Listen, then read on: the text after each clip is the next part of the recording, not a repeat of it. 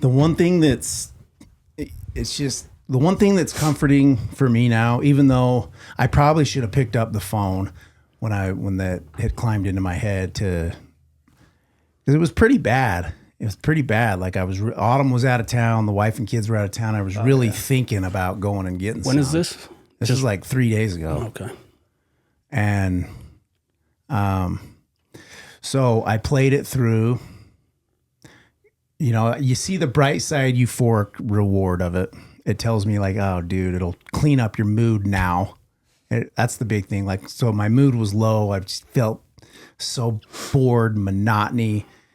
So if I know I drink it, it clears up my mood now. At least that's what I think it does. The euphoria of the memory of it tells me that. Mm-hmm. But then I go quickly to the dark side of it and play the tape through a little bit. So then I go, okay, so if I go get it, then I'm going to need another one soon. Yeah. And then I'm going to need it. And then then my competency and how far I've come these past 6 months. And then I'm not going to be able to stop. Autumn and them aren't home tomorrow. Tomorrow I'll be on it all day. Uh-huh. And then the next day, and then the hard truth of it is I know I can't stop.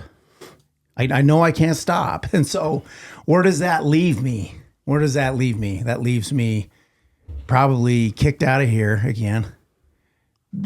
All the people, this was the big one that got me. I text you actually, right when, I think I text you. Me and you were texting about I don't know. We were on the phone on the way when I was meeting you for lunch. Yeah, when I was telling you. The biggest thing for me is knowing all the people that have helped me to get sober again. My wife, Frank, everyone here, my parents, all the money that it cost.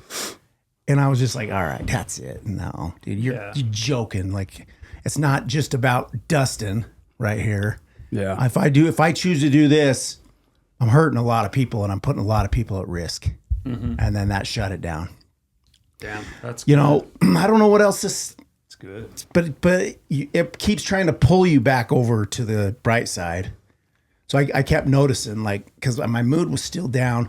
The one thing I did right then too is I opened the scriptures, the Book of Mormon. The Book of Mormon's kind of like my book of power. And at that point, I didn't want to read it. But I got in there and I just started reading out loud. I was in my car and I read the Book of Mormon for like 25 minutes out loud in my car. My dogs were in the kennel in the back, so I just took them for a walk. And then, dude, I was pulled that coupled with hanging out in the dark side of it all and realizing that playing that tape through and then the Book of Mormon, and then it pulled me out of it. I didn't call anybody. Probably that's what I should have probably done. But I told you were the first person I talked to about it.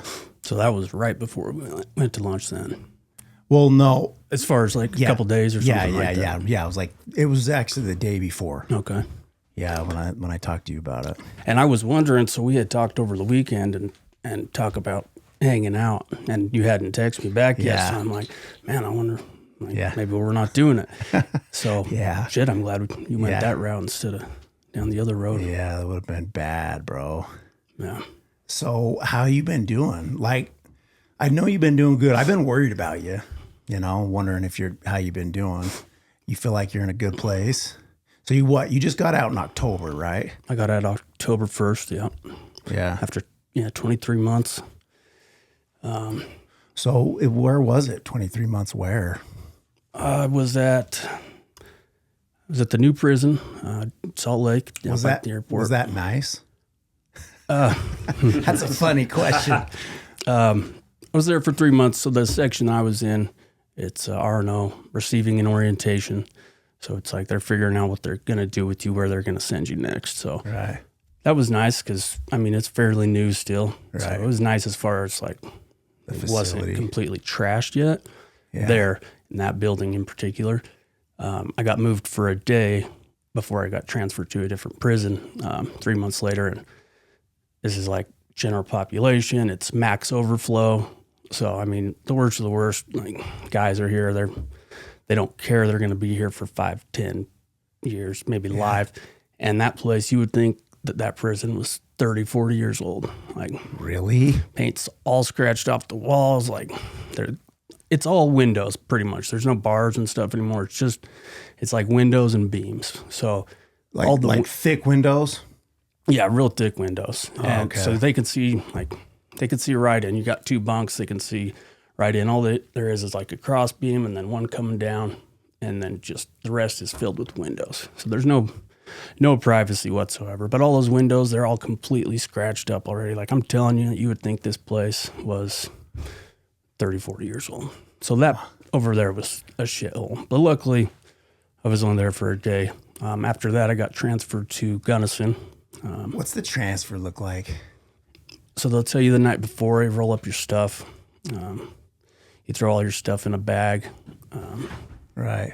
Morning, they come get you, and they shackle you up, chains and on the wrists and ankles. They got a little box that some dude, it was an ex-prisoner, he invented a box for transfers so you can't like move your hands. So you're stuck like this for 2 hours on the way to Gunnison in a bus that you don't fit in with 7, 8 other dudes. So yeah, they said like a bus with seats, or you're just in the back of some. It's a van. Most of the time, it's just a van. Like, okay. yeah, 3 rows. I was just picturing like a movie, like where they just throw you in the back of the thing. Oh, like a little paddy wagon sort of thing. No, so I was at Gunnison. I was at Gunnison for about 11 months.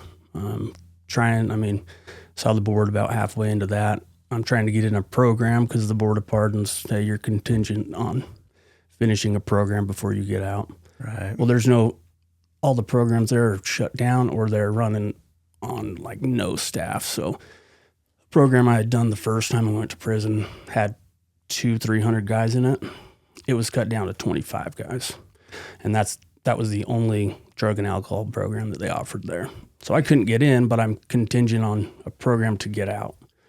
Oh, so it's really? like I'm stuck, and the time came where my date was closer than what it would be even if I started that program. Like, I wouldn't even be able to have finished it because my date was so soon. So I knew I was going to get screwed. I was actually supposed to get out in the summer, but I couldn't get into a program in time. So eventually they transferred me to Beaver County Jail to do a drug and alcohol program there. But it was like 3.5 months over what my original date was. So they pulled my date, no fault of prisoner, but because I couldn't finish a program in time. So, and that's their fault. It's on them. Like, I was completely willing to do it. Were you just upset? Yeah, man. It's super frustrating, and it's like, and there's nothing you can do. Like, there's no one you can speak your issues to that's going to give a shit or be able to do anything. It's all the board. It doesn't matter. Like, are you contingent on a program? Yeah. Have you finished it? No. So, okay, you can't get out. So they pulled my date and pushed it out to like a month or something after I was going to finish Beaver County's program. So I go to Beaver. They ended up shortening their program about halfway through it. So I ended up getting out October. Yeah. And it was 23 months. It was supposed to be like 19 or 20. What's the program like? I mean, is it a 12-step? What are they teaching you? No, it's not a 12-step really. That's not implemented at all. It doesn't seem like they do this MRT. I don't know if you've seen those books. Like, done that book maybe 7-8 times throughout this whole journey, So they do that. CBT. Is it trying to tell you how to watch your thoughts and watch for cravings? Like, what's the basis of it? Of MRT? Yeah. It basically wants you, I guess you could kind of correlate it to a 12-step type of thing. Like, maybe they ripped some of it off. Yeah. But they want you to like know or feel like you are a piece of shit. You have no, like, I don't know. You have no control. They do take some shit, I guess, from that. Right. But the book's old. It needs to be updated or done away with, in my opinion. But as far as, that's just one part of the program. As far as the rest of it goes, even the staffing there knows, and this isn't just me being like yeah, resentful of them. Right. The staff even knows it's a joke. Like they hand out the assignments. We got inmates in there that you turn the assignments into that sign them off. Like they go into a folder and then they go into the trash bin. Like it's a joke. Those guys are collecting paychecks and they're fine with it. You know? So it's just a funded program, Yeah. and it's based on how many numbers of inmates, and then they get their funding on that, and they can just say that they're doing a program in the prison for inmates, so they can get funding. Yeah. I don't know. If that sounds like how it probably is. That's exactly what it is, you know. And there's therapists there that I think they do. I mean, they do care, but you see them. Geez, in the 9 or 10 months that I was in that program, I saw my therapist 4 times. So like every other month. And by the time I saw him again, he didn't remember. Like he had to look back. He's like, "Wait, so you got 2 sisters?" I'm like, "No, 2 older brothers, not 2 younger sisters." Like you can't. Yeah. 4 meetings in 9 months, like. It's just a waste, man. Yeah, they're just checking the box. It's unfortunate because, I mean, it would have been nice to be doing something constructive. So you didn't drink or take any drugs while you were in prison? No, stayed. That's impressive. It's over the whole time. So how? One, because it was so damn expensive, but 2, just because, like, if I can't stay sober in here, like, if I'm going to pay, Suboxone strips, like, yeah, shit, not, dude, those things will go for $700-800 for one of them. No way. Right hand to God, dude. I swear to you. Oh my God. And people are paying it. Like they'll cut off corner. Here's a 16th for 80, or I give you an 1/8 and I'll give you a deal, I'll give it to you for 150, 10 off. So it's like shit like that's going on. And it's like, if I'm going to do that and pay that money, like my family and friends' money that they're sending into me on this shit, like, I'm a real piece of shit if I'm doing that. Yeah, so you were able to. So that helped. That helped your thought. Yeah. Wow, that's cool, bro. That you stayed so because I think it'd be harder to stay sober in prison. Well, yeah, there's nothing to do. You're just like dark in your head the entire time. So yeah, it's tough. I thought it was funny the last time. Well, when you first got out and you were coming here, and I drove you home. You're like. You were talking because you drank one night. Is this time I got out? Yeah. Okay. You had a couple beers and I was like kind of on you about it, and you're like, it's just so hard, bro. This is the first time.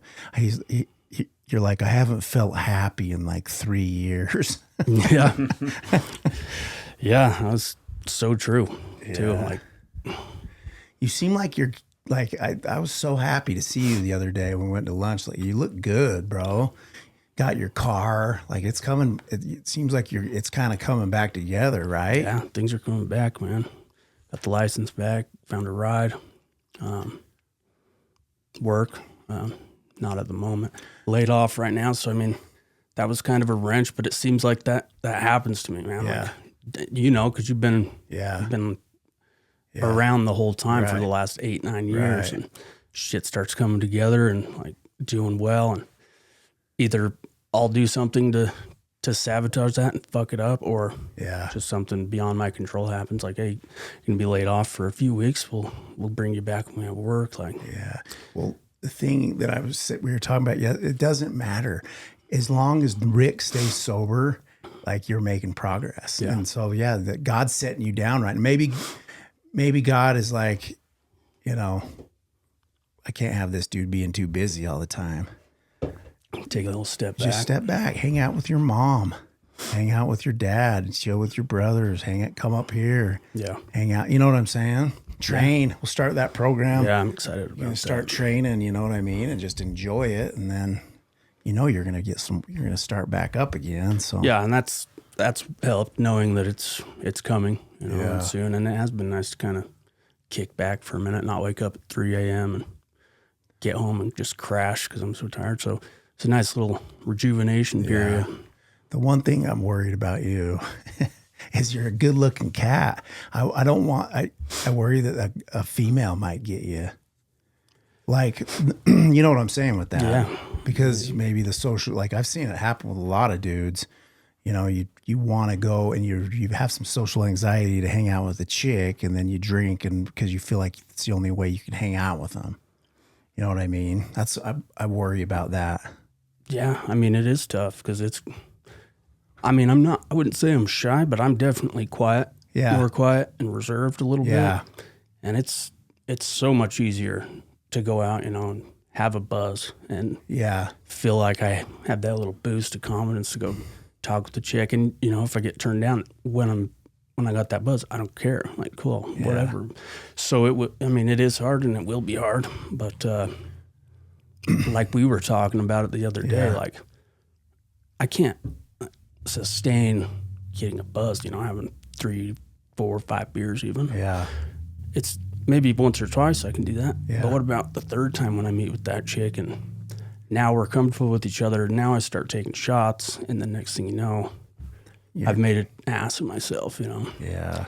And then it's, off to the races after that. And so that's happened with every girl, right?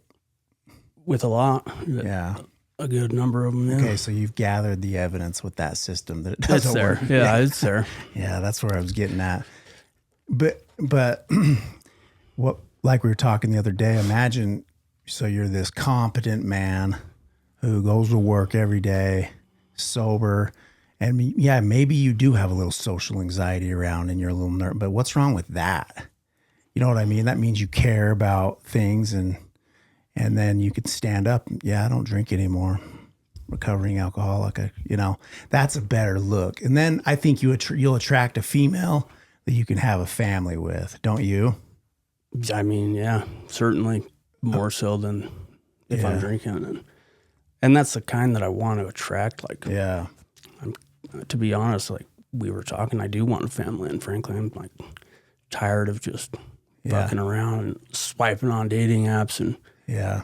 pre-gaming before I go to meet. I'm like, oh, dude, when does it end? Like, Yeah. 32, going on 33 right now. Like, Yeah. pretty tired of that. It was fun for a minute, but only a minute. Yeah. Like, it's not anymore. Yeah, it's not. And it's just not, it doesn't work. It's not going to work for you, And I mean, you could, I don't know, the way you're going now, I could see you really meeting. That's what I've been praying about for you, is I hope you meet a good chick. Because I think it's just going to take a female that you really respect. Yeah.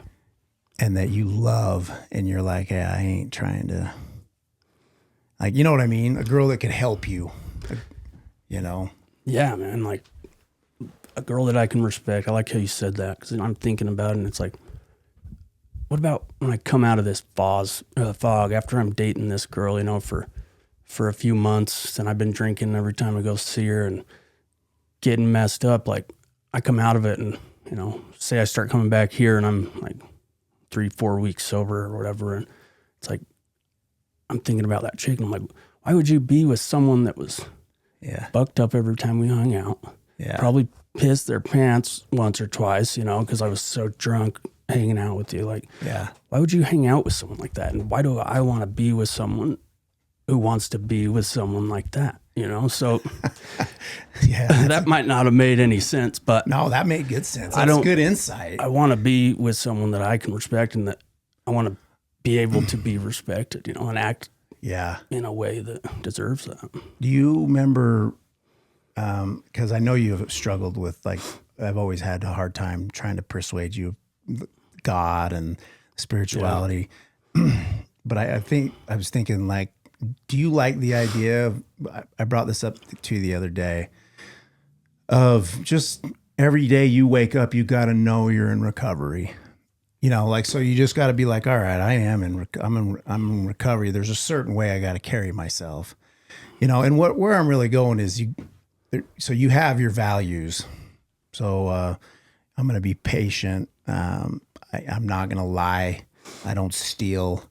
I don't cheat. I don't, so you have your values, and then you walk through the day, every day, being in alignment with those values, And so that kind of would, when you roll into that dating game, and the pleasure looks really nice, like, wow, this, I could just, go hook up with this chick, or like always maybe try to bring it back to your values, or anything, The biggest one for me is that I work on is not exaggerating things. Okay. I don't lie. Yes, I do. I guess I do sometimes. But exaggerating a story, for some reason, like if it's 3 of something, I'll always say it's 5. You know what I mean? I don't know why, but I'll just do that. I'll be like, that fish was so big. yeah, it was an 18 and it's 23, There's always 3 more on there. Or there's a 3 in there, but I think I do that. Yeah. yeah, like, so I don't know, bro. Like, but I've been noticing that, like, I'm going to walk every day. I know I'm in recovery. There's a certain way I got to act.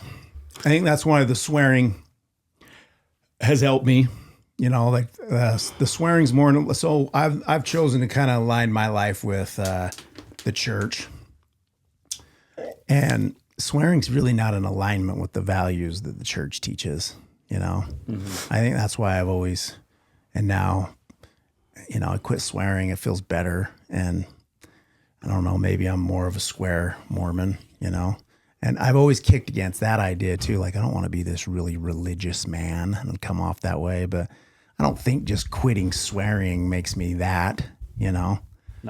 but you know where I'm going. I do. And I like how, just being intentional about it. Yeah. Because you can feel that way and want to do that, but we know how it goes. Like, Yeah. 1, 2, 3 weeks into it, you start rolling, and you're not intentional about it. Yeah. And then soon, for me anyways, you start kind of slipping off one. You stop being so patient. You start exaggerating a little bit more. Yeah. So I like that idea, just waking up and really thinking about it, And that basically could be your prayer, and maybe like some journaling, like, okay, we were doing that together when you first got out. Yeah. Maybe we could start doing that again. Yeah, I fell off of that. We should do that. Well, me too. I think I made it.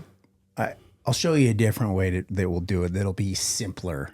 Just The a one lot, the one that I was sending you was a ton, and it was cool, but yeah, it's hard yeah, to do that every day. Yeah, you didn't have the time, but like the 3 B's. Today I'm going to be patient, I'm going to be kind, and I'm going to be fun. And so then those 3 things, you pick 3 of them, and so on that given day, I focus on it. Like, all right, I said I was going to be fun. So I don't know what that looks like. Maybe I'll take my kid to the park and play with him on the swing. I'll be the fun dad. Yeah. So I said, but I also said I was going to be patient. So like, I want to yell because they left the lights on and I'm mad at them, my kids.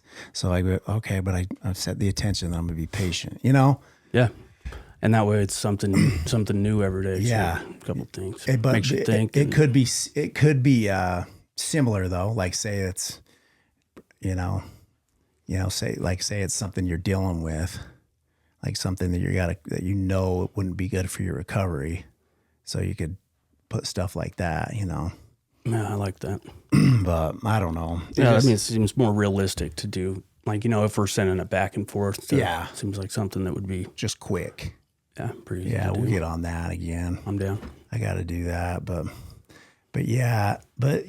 you've gathered enough evidence though. Like it seems like, do you feel like you just, obviously you don't want to go back to prison, but you feel Rather like not. but you feel like you got a good. I feel like you got a handle on like that. Maybe Rick's done. You feel like you're done. Drinking, like or using anything. Just drink.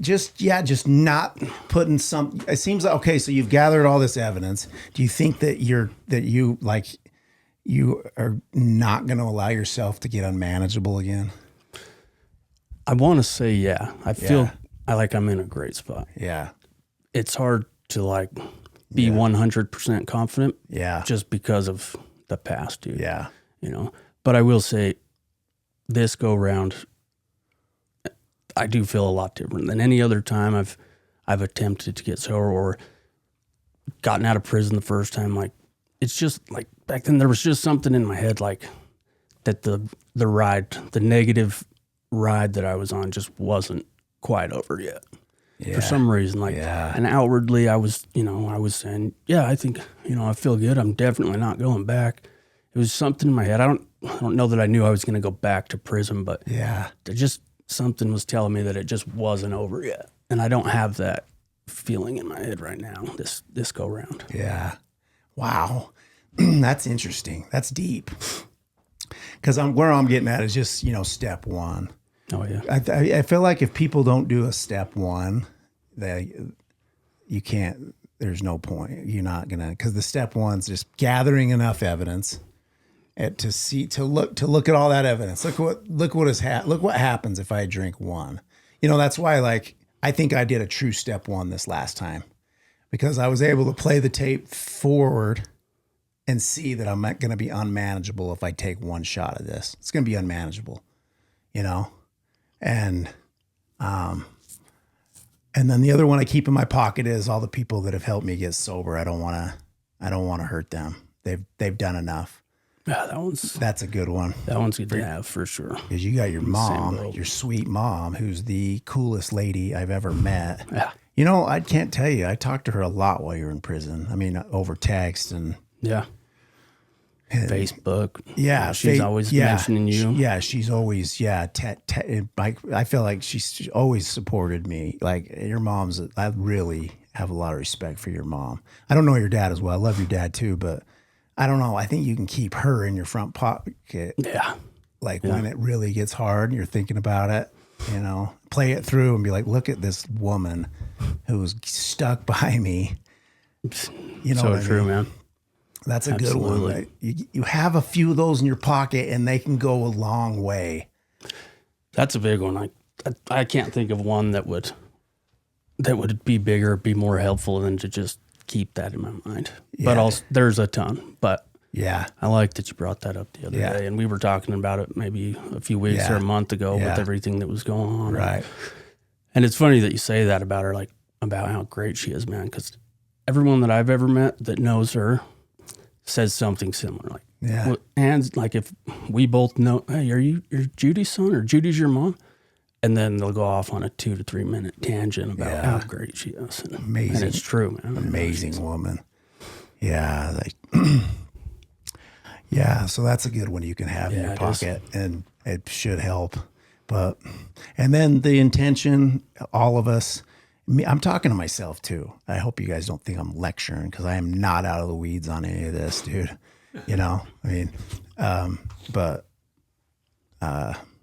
The intention every day I'm in recovery, and there's a certain way I got to carry myself.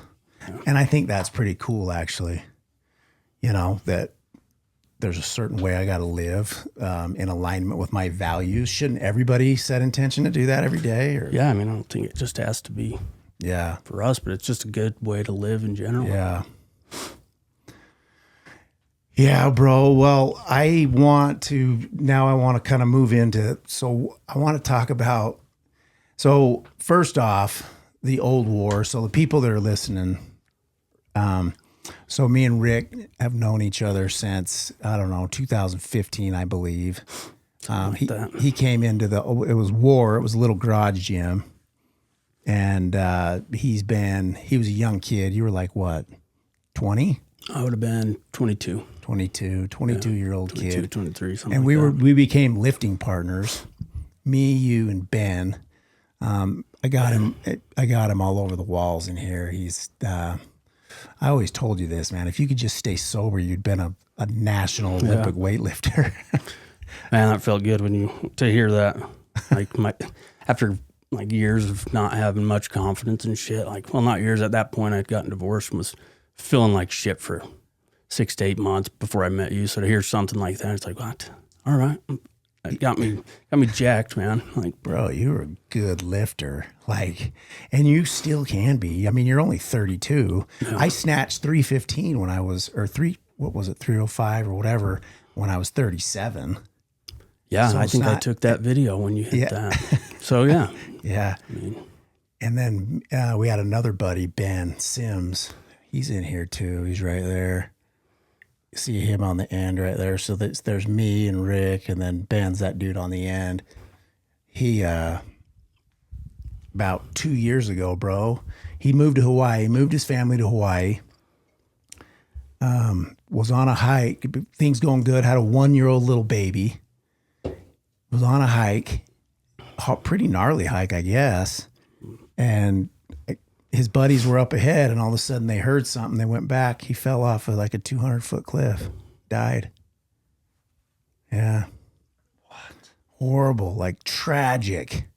Bro. Tragic. Like 2 years ago. And he wasn't I thought that, a guy like Rick had died before him. Like, he wasn't the way I was living. Yeah. Well, he wasn't a wild dude. Like, he was really reserved, and I mean, he was put one of together. the better lifters I've known, but it was just tragic. Fell off. And then they got him out of there. They life flighted him out of there. They couldn't even see him. So they finally went down, got him out of there.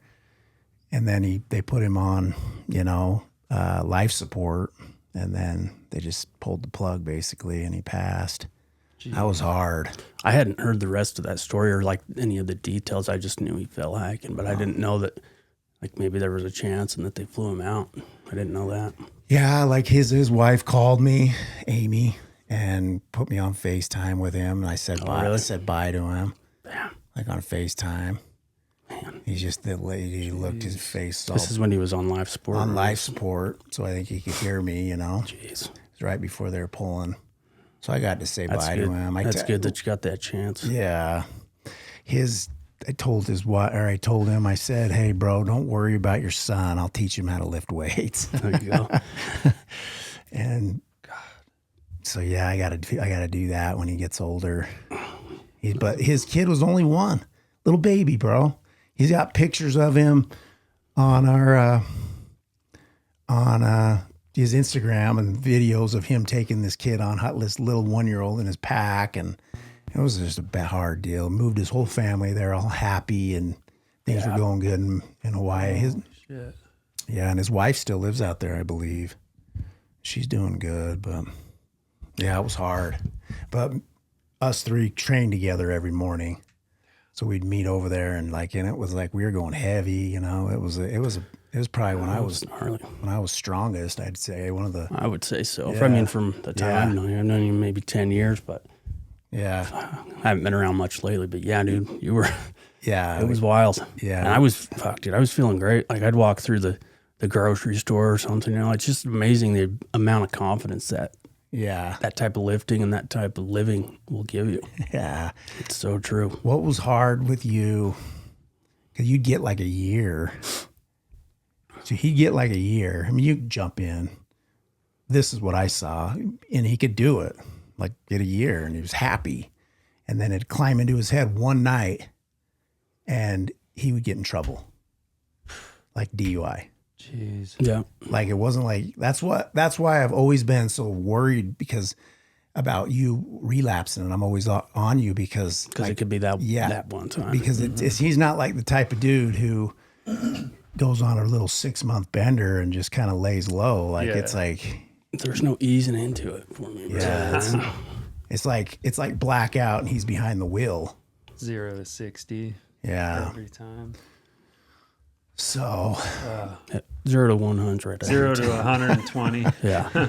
Yeah. And then coming to a screeching halt at 0, dude, and just waking up like, fuck. So the one time I saw you before, so the cops were after you. Like you had a warrant out for your arrest. I remember, and you were living somewhere, and I think you were struggling with coke too.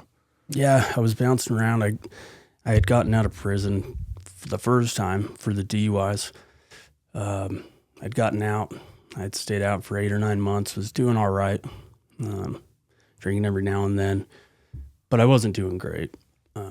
Anyways, long story short, I ended up getting another DUI. It was in the morning, and it was like the effects of something from the night before. I was falling asleep.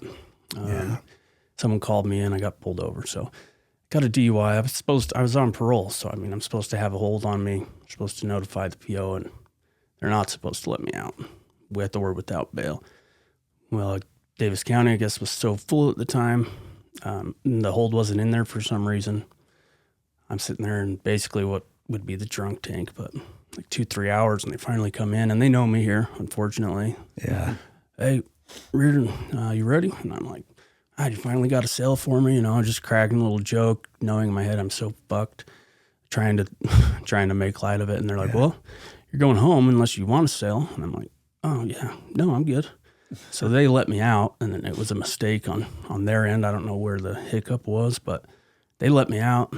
And I mean, I just know that, okay, when I go turn myself into my PO or he'll come get me, I'm going back to prison. So Yeah. I wasn't ready to go back, man. So I went on the run, and I think, I was bouncing around. I was living with a buddy in his apartment. This was bad. It was like him and his girlfriend had this horrible relationship, one of the worst, most toxic relationships I've ever seen in my life. Like, no TV relationship, no nothing has been worse than what I saw there, and I'm living there on their couch, right?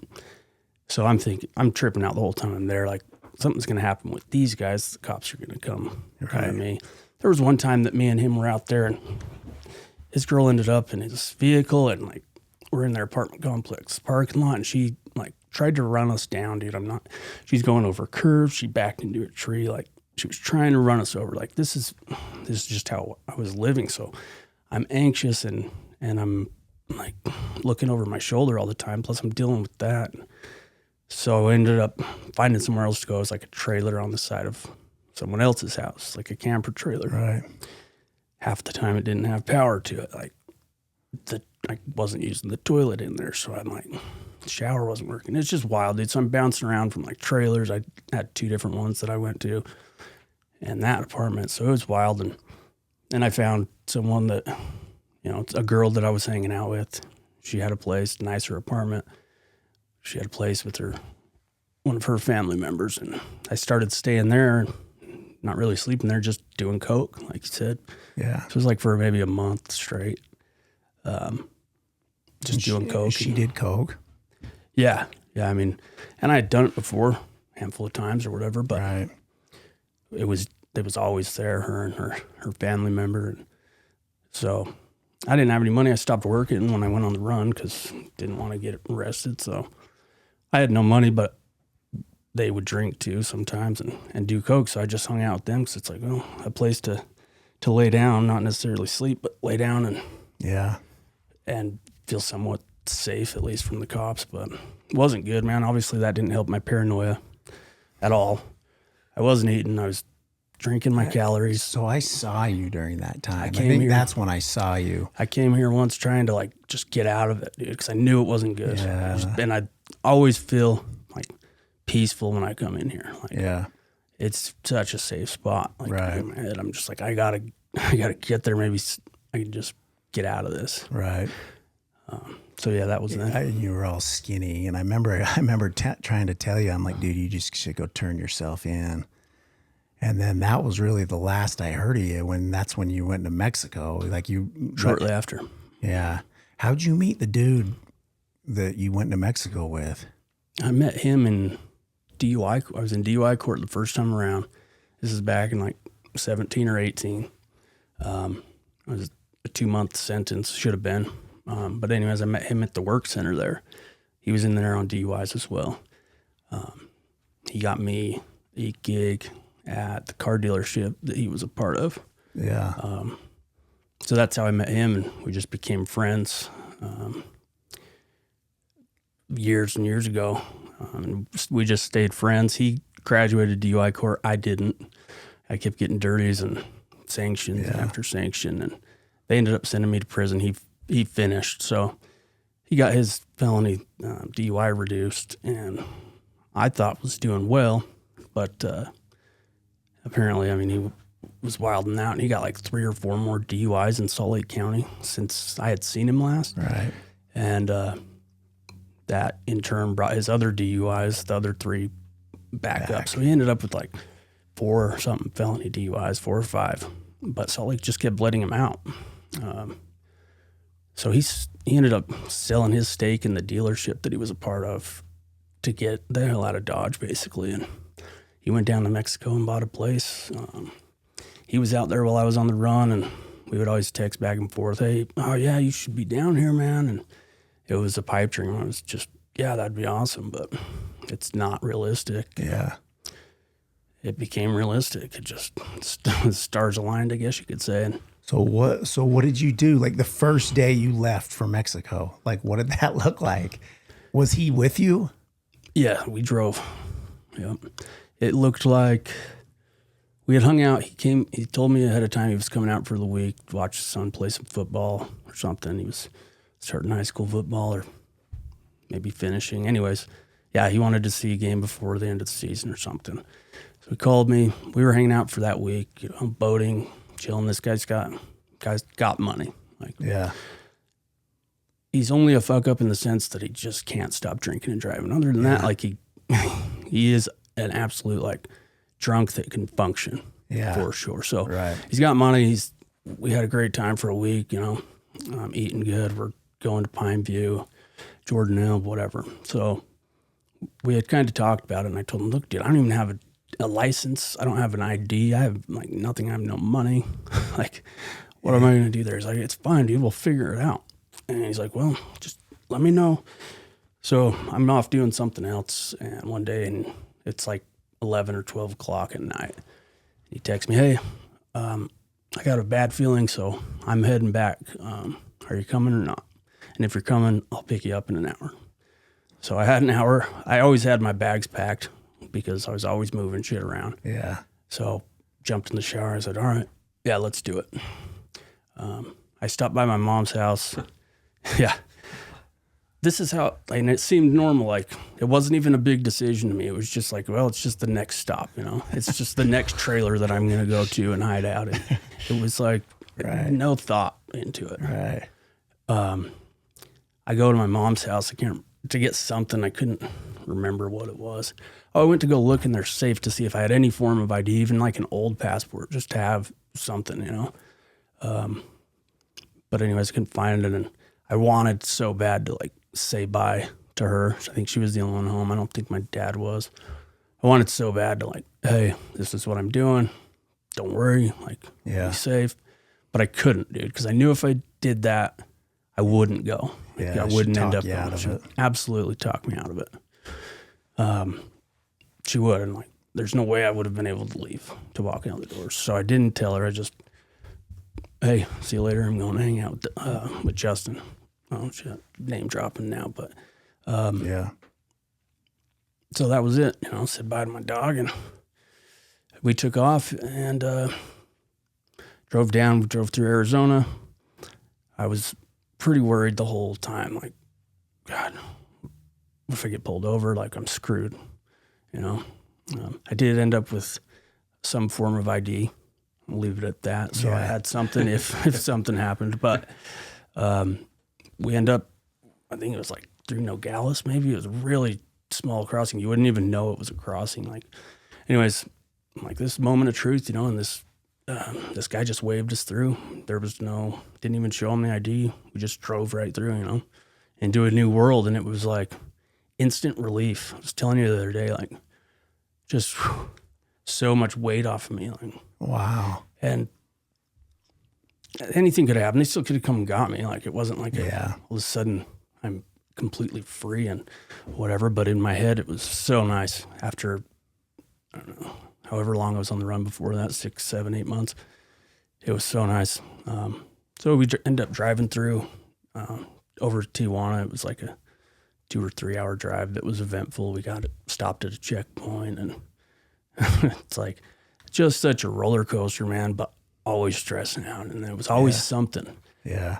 And I'll jump real quick ahead to the end of this with me and him. It was like, we kind of had like a little spat, and it's one of the texts he sent me, one of the last ones when I was there, was like, dude, it's always something with you.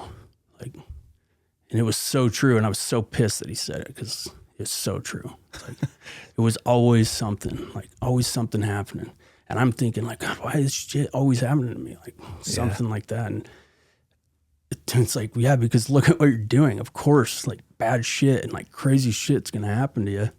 Look how you're acting. So where did you end up? So at his place, where's his place at? Cabo. Yeah. Cabo San Lucas. Yeah, we drove over to Tijuana, ended up at his place over there. And so then what'd you do? Like I mean, was it fun? Were you still, what the disease of alcoholism looked like for you at that point? I mean, it was in full force. Like, I can't imagine. I mean, being in Mexico. yeah. I mean, the only other place that would be worse maybe would be like Vegas or something. I don't know. Yeah. I don't know if there's a worse place. Maybe that is the worst place at that time for me Yeah. to be. Yeah. And I love that place, so it sucks. I love Yeah. Mexico, but it was great on one hand. I'm not going to lie and say that it wasn't fun and that it wasn't like a relief to be at least away from here, Right. you know, and like kind of try and forget about my shit. But at the same time, I always knew that this is going to end. So that was always in the back of my head. And it's probably not going to end well. Like, it's going to be something crazy, like whatever. So I stayed at his place. He Airbnbs it out when he's not there. I mean, he jumped back and forth. I always thought he was crazy. Like, he's using his passport. He's getting on planes.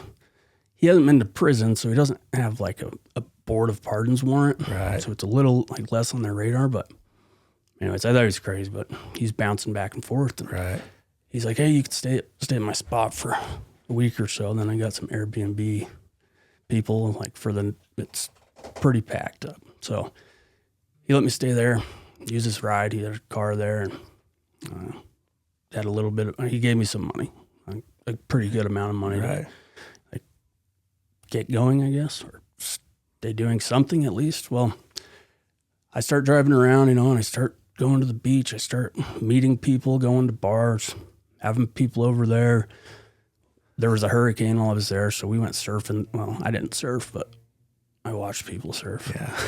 The day after a hurricane, like, it was cool, man, and it was cool for a minute. But the money that I had, it didn't last. Like, Yeah. women, alcohol, and obviously food. I wasn't eating much food, but cocaine, Xanax, like anything you wanted, it was there, and so was I. So I'm taking it. Yeah. So it was a wild ride. Yeah. So where'd you end up? Like when it all ran out, when the money ran out, when everything ran out, like what did you look like? All right, so I lost all of my shit. Like, I'm telling you everything. I lost it 2 times over while I was there throughout this 5 months or so that I was there. Just had to start over twice. Like nothing. I'm telling you, man, and I'm not exaggerating. I had nothing twice. Not even a phone. Like, my phone got stolen twice. My bags were gone. Like, and this is 2 times. One time I had no shoes. The other time I had at least what's on me now. Yeah. One time I didn't even have shoes or flip-flops for a couple days. So I leave his place while I still have money. He actually got me an Airbnb at a different place when I first left there for a week. And so I stay there. The week ran out, and I had nowhere to go. I had a little money left, but I didn't want to spend it all on a place to stay. So the roof, there was like 2 levels to this place, and the roof wasn't finished yet, and no one ever went up there. So I just took my shit up to the roof and put it up there, like kind of behind something. Yeah. And there was a chair that he had, like a beach chair. I kept up there, so I slept on that a couple nights because the owners of the Airbnb, like, it was like a 5-unit place. So I hadn't seen them yet, so I'm staying up there for a while trying to figure shit out. One day, this is the first time I lost everything. I'm out at the beach. I think just my towel and my clothes, maybe a cooler, and I get a call from him, or my buddy. He's like, "What the hell, dude? You're supposed to check out like however many days ago." And I'm like, "I did. What are you talking about?" He's like, "I just got a message on Airbnb that you're still there and all your shit's there. And now I have to, like, now I'm in trouble on my Airbnb." And I'm like, "What the fuck?" So I sprint 10 minutes straight from the beach to that place to try and talk to these guys and talk my way out of it. They're gone. No management there. There's a maid there, doesn't speak English. I go up on the roof and all my stuff's gone. The laptop, all my clothes, everything. Like, everything is gone. So I have my beach stuff and my shoes still and my phone. So that was the first time I lost everything. I had money, a little bit of money too. So I ended up, I don't know, I'm bouncing around, dude. I found some hostels out there for like 15 to 20 bucks a night, 2 or 3 different ones. Went to a few of those, met some people. Really cool, like people from all over the place. Yeah. Really fun. But in the back of my head, I'm like, dude, I got about 3 days left of money to sustain me. What am I doing? So couldn't really enjoy it, but I did meet a lot of cool people. I had a killer toothache, root canal I needed a root canal, never got it.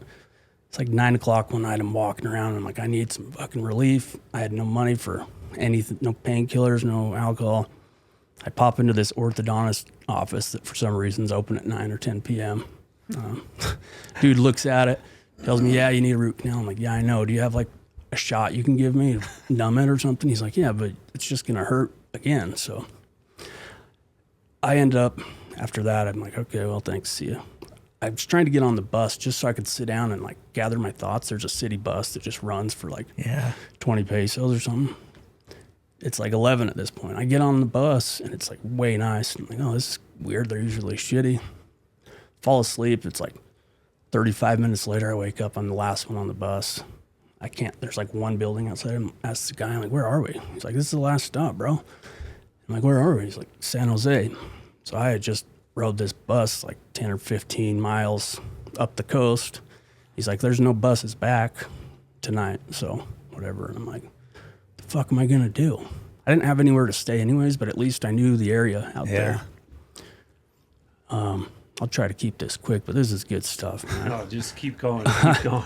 I'm walking, so this guy was cool, dude. I'm like, oh, fuck. He's like, what's the problem? I'm like, I thought this was a city bus. Like, I was just trying to stay in Cabo. And he's like, oh, I can't take you back, but I can take you a little ways. And all his buddies, they're all smoking inside this building. You know, all these bus drivers just finished their shift. So he takes the bus, this big-ass fucking bus, and flips it around and drives me like, I don't know, 4 or 5 miles back the other way. So I was past San Jose, mistake. He drove me back to San Jose, like where the city is, so at least I'm around shit, which I thought was way cool of him. He's sitting there smoking in the bus when I left. I'm like, it's so, you can do anything you want down there, man. But I get out and I start walking around down the highway, and I got my thumb up. I'm like, maybe someone will take me to Cabo. Sure enough, a couple minutes later, this dude pulls over up the road, and I run up to him, and I'm like, hey, man.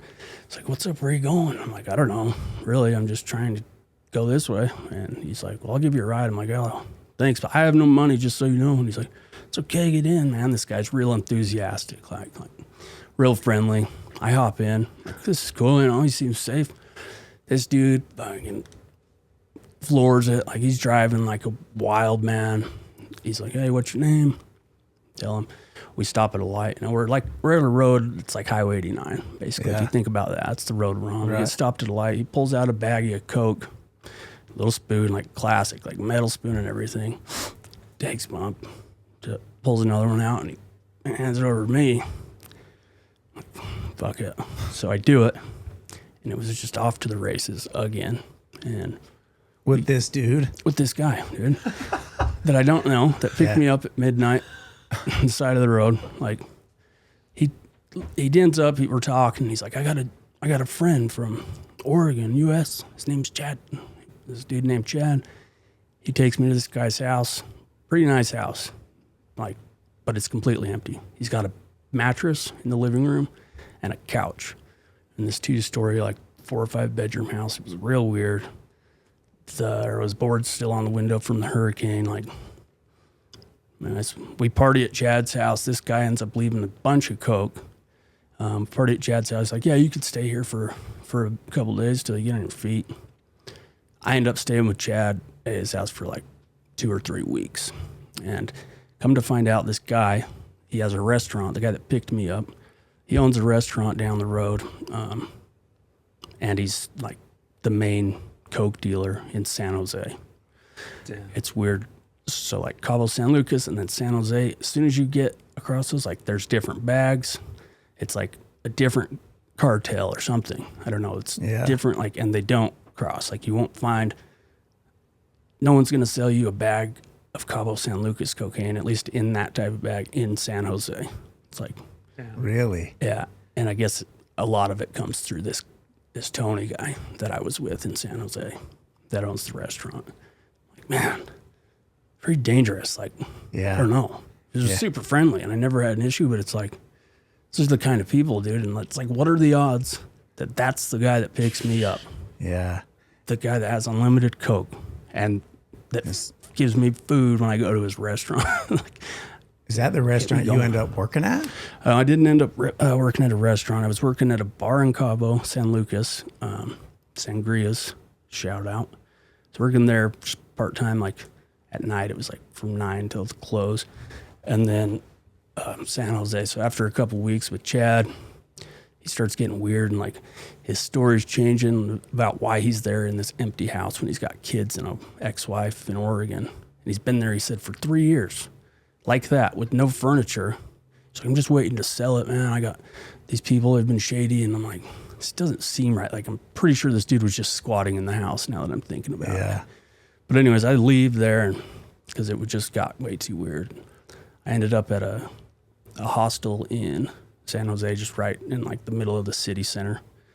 I was able to, somebody that I used to work for, he's Venmo'd the owner some money. So I ended up, he sent like 3 or 4 nights worth, $80 or something.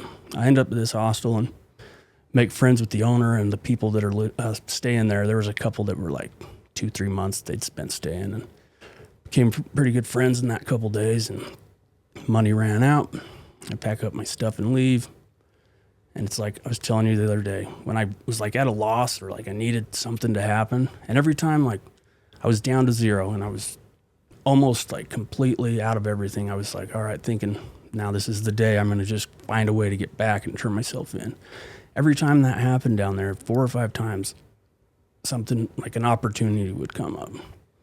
So I end up circling back around in front of this hostel, and this guy that owns it's walking up the street with his partner, and he's like, hey man, I was just thinking about you. And he's like, I could use some help, and I know you need like a home base.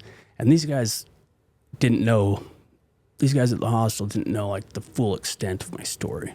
Right. I didn't tell them. I told a lot of other people, but not these guys. Right. Because I liked these, like I actually respected these people, and I just didn't want to tell them. So he offers me a job in like 15, 20 hours a week to work for him in exchange for a roof over my head and breakfast every morning. I'm like, great, I'll absolutely take that. So again, this guy's hostel was really fucking cool, and the roof was empty, like waiting to have another level added to it. So I also had a tent that I had gotten to sleep on the beach. So I set up my tent at the top of this guy's hostel and would just chill up there most nights. Is it hot? It was like really mild. At this point, it was like September, October. Oh, okay. It was like, it would get 50s at night. Okay. And So then give you 50 to cold. 70. It was cool, man. It was perfect. So I'm staying up there. Are these people American? Like, are they speaking English? A lot of people do down there, at least some. This guy was Cuban actually, but a lot of people speak at least some English. Oh, okay. Okay. Yeah. Staying there, things are going cool. I still don't have money, so I'm not drinking that much at this point. I'm not doing the coke because I haven't been around Chad and stuff, so things are going all right. I skipped over a lot, but I got my phone stolen twice, got it back twice, like tracked these guys down, and it was a whole big thing. But that was all in Cabo, so I felt like at this point, like I had left a lot of shitty stuff behind. Right. Like back in Cabo, it was like a fresh start in San Jose, and San Jose is a lot more mild. Yeah. You don't hear club music till 4 or 5 a.m. in Really? San Jose. It's like, It's more chill. yeah, more my vibe, or more like what I needed, I think. Yeah. And I'm there for a while, and I meet this girl that comes over, and she's meeting one of the girls that had been staying there for a few months, and she's hanging out with her for a week before she goes to her grandma's over near Mexico City. Aguas Calientes is the city that her grandma lives. Anyways, they get in a fight, and they had this whole trip planned the next day, like a 4 or 5 day trip up and down the coast of Baja California, and rental car and everything. And we had kind of started talking. We were out on the porch smoking weed, 2 different groups, and kind of locked eyes. We'd started talking, and by the end of the night, she's like, "Do you want to just come with me on that trip? I have to get away from her." Like, and I'm like, "I'd love to, but I don't have any money." She's like, "Well, I didn't ask if you had money. I just asked if you want to go." So, well, yeah, of course. I had the next 2 days off anyways. So then I asked the guy, I'm like, "Hey, can I get a couple extra days?" We go, she rents the car. I'm driving it because she lives in Australia. So she's doesn't want to drive. It's on the wrong side of the road, whatever. So I'm like, okay, I'll drive, whatever, chauffeur you around if this is all going to be free for me. It was awesome. Stayed at 3 or 4 different Airbnbs, saw a lot of cool shit. Like, no drama, no issues. We get back and her friend's completely upset, off the rails, pissed off, like causing a scene, yelling at me, like starts slapping me, calling me names, whatever, because I went on this trip with her friend. Like, I didn't understand this. And this chick's staying where I'm working. And she was supposed to go with her? Yeah. So I guess that's the issue, but it's like she was, at the end of the day, they weren't going to go together, so whatever. But this chick, I'm telling you what, man, she like wouldn't stop, and like I couldn't work there with that. She had been staying, like they were like best friends, her and the owner. I'm not gonna stay there like and get talked to like that. She was obviously on some drugs and shit too, but this girl was leaving the next day to go to her grandma's, and I'm like, "Oh, I'm not staying here." And I text what's his name. I said, "I'm back, but this chick's off the rails. I don't know if you want to talk to her, but if she stays like that, I can't work there, you know?" Yeah. Whatever. By the end of the night, I'm drunk, and like, again, I'm not thinking about the decisions. Like when my buddy asked, "You coming?" "Sure, whatever." This girl asked me, "Hey, you just want to come with me?" Like, to Mexico. To Mexico City. Well, just outside of Mexico City, a little small town, I guess. She's got an apartment above her grandma's house that she stays at for a couple months out of the year. She's like, "When I go back, you can just stay there and maybe work on the farm. I got 2 cousins, so you can just work with them and just stay there till I come back again." Said, "Absolutely, let's do it." I had a fake permanent resident card. At this point, I forgot to mention that. My buddy... So that's like a fake passport type deal? Yeah, I mean, but it'll get me around Mexico. I can't fly to other countries, but I got on the plane from... Did it look real? Yeah, I mean, it didn't look completely real to me when I first saw it, but when I compared it to other people's, it looked the same. I mean, it had the film and like the, shit that shines when you do it in the light. Yeah. And it looked just like an official card, right? And I had to use it a few times, like when the cops would stop and maybe harass me or whatever at 3 a.m, So I used it a few times. They looked at it, no issue. Got on the plane from San Jose to Mexico City, no issue. At this point, I'm confident that it works. Like, this is great. We go, no issue, getting on. Get on the bus. It's like a 2-hour drive to Mexico City to Aguas Calientes from Mexico City. Yeah. And I'm thinking, man, I'm good. Actually, I don't remember what I was thinking because I was, at this point, with her funding, I like my Xanax habit kicked back in, dude. I was getting Xanax bars, like 60 of them for like $58 or something. So I'm eating those things like they're freaking Skittles, literally. Don't know how many I had. Plus I'm drinking, like, don't know. Yeah, so you're blackout like type. Blackout. Yeah, I mean, just drinking for me is bad enough with the blackouts, but add a handful of Xanax bars. What's dangerous about that is you could just keep taking them and not even know you were taking them, right? Oh yeah. That's happened to me before, and it happened then. And so I don't remember the plane ride. I somewhat remember getting on the bus, and then it's like I really came to when we got stopped at the checkpoint. I pull out the card, and as they're coming through, they're checking documents. I pull it out, and sure enough, this guy's like, "How much did you pay for this?"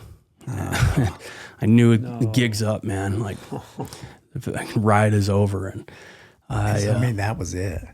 Yeah, that was it. I knew it. And he said, I don't know what you're talking about, man. That's legit. And he said, how much did you pay for this? And basically, I'm like, all right, whatever, take me in. So then it came down to like, and I had my name on it, like my real name and info and stuff. But we get to this holding facility. You want to put it nicely, it was a complete shithole, but they're figuring out who I am, asking my real name. I'm like, that is my real name. It's a fake card, but that's my info. They're putting it in there like, it says you haven't been to Mexico since whatever year, not this year. I'm like, yeah, they didn't stop me when I was driving through the border. Anyways, well, at the end of the day, they had my warrant that they knew about. Like, it was all over. I'm not getting out of there. I can see it. Yeah, it's in there. So they got in touch with the embassy and like, well, they'll have to get you a new passport before you can leave, but till then you're staying here. And they made it sound like once I got this emergency passport, and so did the embassy workers when they came to talk to me and fill out the paperwork, made it sound like, all right, you're going to get your passport, they'll release you, and you're going to have 30 days to get out of the country. I'm like, all right, great. I'll just not leave, I'll just go find what's her name and go on as planned. I don't know, it was like 4 or 5 days later, the longest 4 or 5 days of my life, this passport comes and I'm like, okay, cool, can you get my phone? And I'm out in their office, we're like this talking, and these guys, for some reason, they speak no English, but I don't think this was true. Anyways, they're making it hard. I'm like, just my phone, I have 2 phones in there, can I get them before I go? So they hand it to me, and they're like thinking I'm getting a phone number out of it or something. I'm putting them in my pockets, and I got my passport. I put it in. They're like, no, you're not leaving. You have to sign this, and I'm showing you that we got it. You're not leaving anywhere. Oh. I'm like, what? And that fucking broke me, dude. Oh, dude. I bet. Yeah, like I'm just that's all I'm looking forward to. Did you cry? Laying on this. I don't remember crying then. Like, I don't know if I could have. I was like, this is 4 or 5 days after like months and months of just abusing myself, with alcohol, chemical, like Xanax, like way sick, completely cold turkey, Lucky you didn't die. And that's what I'm telling them, man. I had the shakes for like the whole time I was there. I ended up being there like 2 weeks, and I was sick that whole time, like detoxing that entire time. And so that's what I was looking forward to. I'm like, all right, if I can get out of here in 4 or 5 days, I can do that. I'm laying on the floor. I'm telling you, there's a 5-gallon bucket that we're in like a room that's kind of caged off upstairs, and it's really hot. There's a 5-gallon bucket at any given time, there was like 40 to 60 dudes in this room. And we're all sleeping on the ground. There's no room to walk. It's all like these mats that we had, little mattresses, and there's no room to walk. So you're trying to get to your mattress. You're stepping on people's legs because you can't go do anything. You're just stuck laying there. So everyone's laying. 2 weeks. Yeah. No books, no. Well, there was books down. So there was like a little yard in the middle of this place. And 2 times we got to go out there and like be out there. I don't know what they were doing inside, but it was like for 8 hours. So that was cool. I was laid on the concrete or whatever, but the rest of the day, so like 12 days in this place with nowhere to walk. There's no floor exposed, just mats and people's legs, and it's just shit, dude. Smell. Yeah, and I'm like 4 beds away from this toilet, the 5-gallon bucket, man. And we'd empty it. They'd let us empty it once a day. They'd come unlock this thing, and it would get full, and we'd knock, and there was this one guard, man, that was just such a douchebag. Like, he's not put together. He's wearing the same shirt, like the same, like, Bulls Finals 1996 shirt. Like, you know what I'm talking about? I don't know, donations get sent down there. Yeah. He's wearing this same shirt, and this is like this guard that thinks he's everything, man, and not put together. His shoelaces are untied every day, and the more we'd like bang, hey, this bucket needs to be emptied, the longer he would take. Like, and he just got joy out of not coming up there and like helping us out. Just full of piss. Yeah.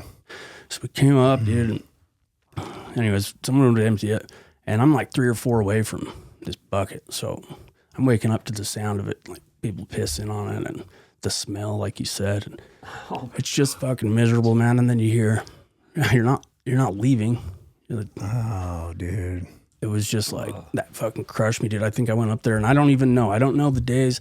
I don't know what was real and what wasn't there. I was like hallucinating, not in a good way. You detoxed in a Mexican jail. Yeah, dude, it was like, that was probably the fucking darkest I've ever been. I don't know what, like to this day, because I was having these real vivid dreams, I think, about like prior times in Mexico. And Yeah. I don't know like what was dreams and like if that really happened when I was in Mexico or not. Like it was shit, man. So when they finally came and kicked me one morning, hey, we got your flights here, because that's what they were waiting on, is a flight that could take me, and finally got me and sent me on my way They flew you out of there. flew me out of there to Arizona. And you drove from Arizona. No, stayed there a week, and then probation and parole. They came and got me, and we flew back. On like a regular jet, or? Yeah, just a regular. Just got the back row, and they gave me this hoodie to the thing cut through, so I could. So people didn't see me all shackled up or whatever, or cuffed up. Dude. And then what? Then you're just back in the States, and then you go to jail. Yeah, I'm back Prison. in the States, and I mean, it's kind of ironic because like as soon as I got on that plane to come back to the States, I'm feeling relieved again, like freedom almost from that now. So it's like it gave me some really good perspective, like the grass isn't greener, dude. You feel like you deal with, after having all these experiences in prison and stuff like that, you feel like you deal with boredom and monotony better. Better now? Yeah, from like so you were Oh, I see what you're treated like an animal. And then, but now when you're free now, like, don't you, like when, you know, there's like downtime in life, and are you able to just be like, yeah, this is nothing. Like, this is amazing. Like, is your perspective more gratitude for just being, Yeah. or have you thought about that? No, yeah, I have. And it's spot on. I don't get bored now, honestly. Like, you've learned how to just sit there. Yeah, it doesn't happen. And even if I'm not doing anything, like, it's not like I just find something to do. Like you said, I can just sit there and be fine. And I kind of enjoy it. And people get pissed at me because, like, I don't respond very well. Like, I'm like to text, and like, Yeah, I'm never me neither. answering my phone. Most of the time it's on like personal or do not disturb, notifications or silence. After not having my phone and like being able to be on something for that long, it was kind of a relief and refreshing knowing, like, sorry, even if you want to talk to me, I can't. Like, Yeah. couldn't do anything about it. And so now it's like, it's kind of stressful to even have one because I don't like being able to be contacted 24/7. And I don't like when people are mad that I don't respond like right away. I enjoy not being on it all the time. Yeah, and you just learn. So you've learned how to sit and be. Yeah. Because, dude, I went into that just for 3 days into a rehab, and they take your phone and had nothing. Like, I couldn't talk to my parents, couldn't talk to my wife and kids. It was my boy's birthday. It was the worst 3 days of my life. I didn't know what to do with myself. I mean, and this isn't, I'm at a luxurious rehab. Yeah. Like, you would have given anything to be where I was at. You know, like ice cream and chef, and it wasn't a bad situation. I absolutely hated it. Yeah. And I think it's because, I mean, I don't know. I ended up leaving, going to a day treatment program where I could still be with my kids and stuff, Yeah. But I just think about, I was wondering because, and did you become a reader? I did. Yeah, I was trying to get to, initially I didn't just have a goal to do this, but once I got in and cruised through a few books, like, I'm like, all right, I think I can get to 100 books, Yeah. And I think I hit like, I got them all written down, but I think I hit like 86 or 92 or something like that. Really? While I was in there. So yeah. And I've done that before as far as like becoming a reader. I was like 50 something the first time I went in. So, but yeah, I read a lot. If there was any time that I was like in my head or didn't have anything to do. It was, okay, I'll knock out a few more chapters on this book. Yeah. And a lot of times I'd start reading when they, hit the lights or whatever. Our lights were always on in the cell. So I would just read, and sometimes it was like I got so carried away reading. 5, 6 in the morning, they call for food. Trays are there, and I'm still up. And it took me away from that just hell that I was in. Yeah, I can imagine. Every dude I know that's gone to prison became a reader. Yeah, very smart. Like read. It seems like you think you got smarter in prison? I mean, I'm sure. Probably not like communication wise. No, I think that took a hit for sure. Because, I'm not conversating. And when I am, it's not anything deep or meaningful. Yeah. And I'm not doing it much because 90% of the people, that's not my kind of person. I feel We're like on a different page. I feel like that'd be the hard part about prison is like staying out of those foul conversations. You probably could get into some conversations just that weren't healthy, talking about drugs and girls and like, you know what I mean? Yeah, that's exactly right. I mean, it can't be. Eventually, you gotta. I don't know. I think that'd be what you'd need to do: is stay out of those foul conversations in order to really recover in there. Yeah, and that's the hard part about it because you're surrounded by it, and for the most part, I would say the majority of people in there are fine with their situation, and it's crazy to hear, and you probably don't believe it, but like most people in there just don't care that they're in there. Like their family's sending them money, they're chilling, they got TV in their cell, like they're fine with it, and it's just the conversation is just not anything I want to be like around. It's just ignorant and obnoxious shit, dude. And like, for instance, you'll be in the day room and the TV's on, like the Olympics, I think we're on at one point, and a semi-attractive girl can't come on the TV without like 17 dudes be like, oh, she's so bad, man. Like dude, can you not just like watch gymnastics and like appreciate it for gymnastics? Yeah. It's like every person that came on, and it's like, why do you have to say that? Like, what do you have to? Yeah. And it just, you can get away from that shit, dude. And it's hard, man. It takes a toll on you because it's like you're just pissed off all the time. Yeah, I bet, bro. So yeah, reading was a good outlet. Did people did like your mom come visit you a lot, or how'd that all look? So the visiting's kind of weird there, man.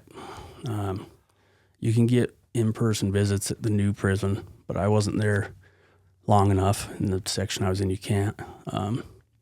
Gunnison can't. Let's see. Oh, you can get visits, but Gunnison's like 3 hours away from my parents' house, dude. Yeah. So they didn't come out. They didn't come out to Gunnison. They were going to go out to my uncle's in Cedar City, and they said if they did, they'd come by, and they asked if I wanted them to, and it's like, yeah, I wanted to see them, but like, I don't want you guys to drive that long. Like, it's fine. I'm just talking on the phone. Yeah. Then I got to Beaver, and they had it's basically like FaceTime or whatever. They got a monitor. You could sit down and talk to them. And so at least I was able to see people. I had a couple friends that visited over that, and then my family came quite a bit. Did you make any good friends in there? Yeah. So there's some good dudes in there that are just kind of like you, like. Yeah, there's a couple. Well, there's one pretty much this time that I met that I still talk to. We talk, I don't know, once every week or two. Oh, really? Yeah, he's a cool dude. So it's hard to find. And there's a couple other ones that I kind of like. Whatever, we were cool, and I kind of hung around when I wanted to fucking have conversations or do something. I haven't kept in touch with them after the fact, but right. But for the most part, you stuck to yourself. Yeah, I think that's the best way to do it. I don't know, in my opinion. For the most part, I was just doing my thing, work out, read, and watch TV. Just do your time. Yeah, man. I was telling you the other day, it's like it's just. You got to just wrap your head around it. The sooner you can like wrap your head around, like, all right, this isn't ending anytime soon. And the sooner you realize it, like, the easier this is going to be on you. And there's guys that haven't got to that point yet, and I feel bad for them because it's just 24/7 all day, just hard timing, just miserable. And they got 3, 4, 5 years, and there a year into it, still every day, like as if it would be like your first time getting arrested and going to jail. Like that sucks. It's bad. If they say you got to stay there 2 weeks, you're like, think it's the end of the world, right? Yeah. And I thought that you got 2 months at the work center. When they first told me that, I'm like, there's no way I can do this. So these guys been in here a year and they're still feeling that way. And it's like, how, like, I'm not doing that. So you just got to wrap your head around it and just do it. Just do it. Like, people are like, how did you do that, man? It's like, I had no choice. Does time go by fast in there? It goes, I don't know, man. It's weird. The days, it's like the saying, I don't know the saying exactly, but the days seem long. Like the days drag on, but then all of a sudden you look back and it's like, oh, it's the month's over already, you know? So like the weeks and the months, it seems like when you look back at it, but like the days themselves are just, God, drag. Wow. And now I look back at it and it's like it zoomed, like it didn't happen almost. I just have some memories, but it's like, now it seems like it went by quick. Yeah. But I wish it went by quicker in the moment because it doesn't. So what's up ahead for you?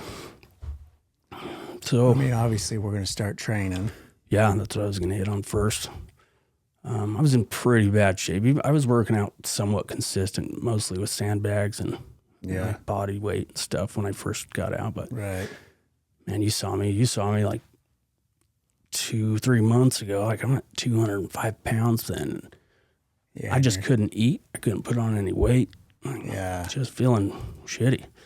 So I got some things figured out as far as like with hormone levels. And so now I'm able to eat, and I've put on some weight. I haven't been training too hard, but I'm going to hit in the gym a couple times a week. But yeah, that's a big one. I'm going to start hitting that with you, getting back to here at least a couple times a week. Yeah. I'm working with the sheet metal union. So just started an apprenticeship there.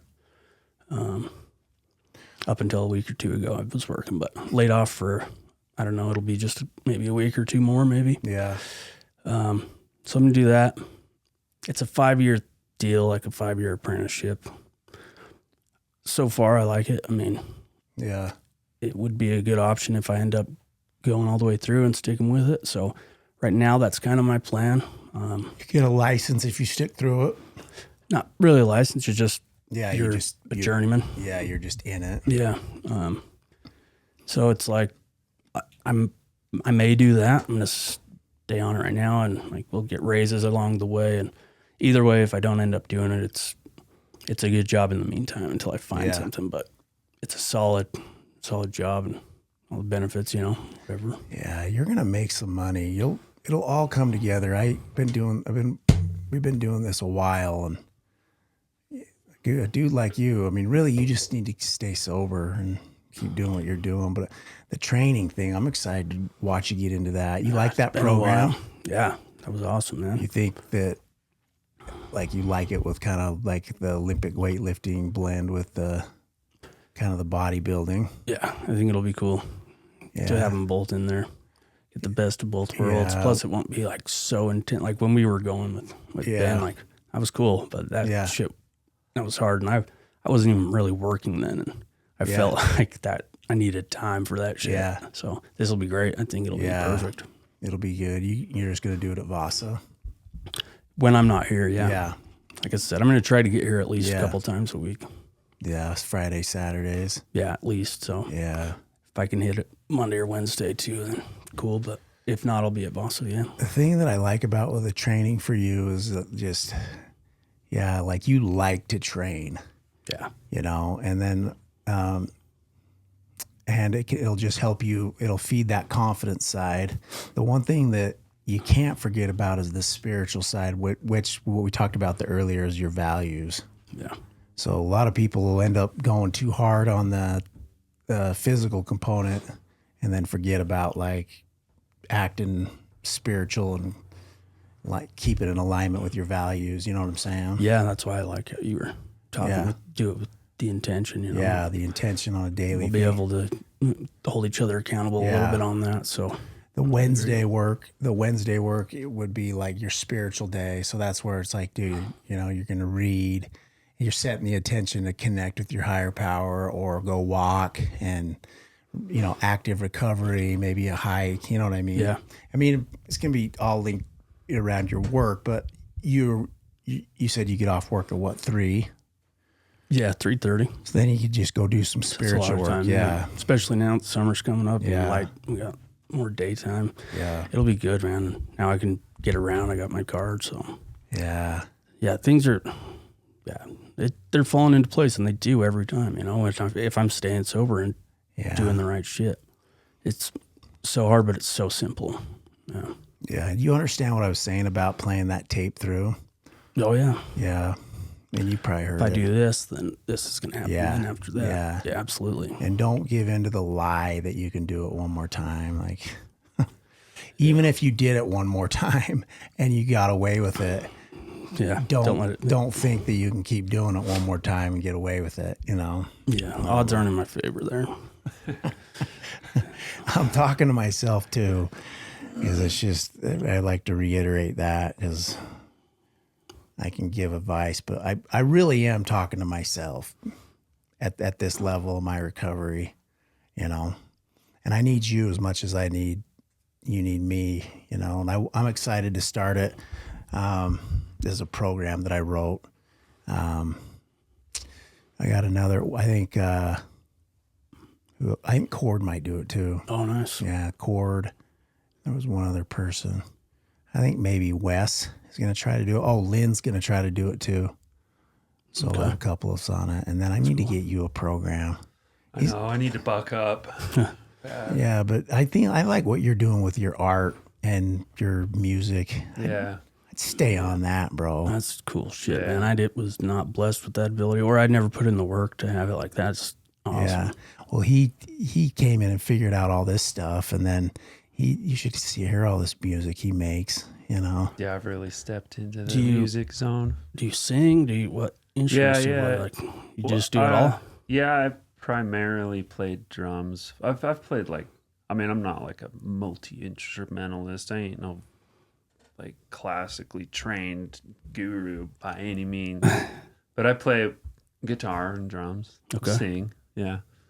I think you are, though. It seems like anybody who's in the music world taught themselves. That's what I feel like, man. There's a couple ways to go about it. You can either learn to read sheet music or you learn basic music theory and use it to be creative. Is that more of the path you Yeah. Like I have a fair understanding of music theory, and I just have a lot of fun doing it. And I've been in bands for like 15 years, very consistently.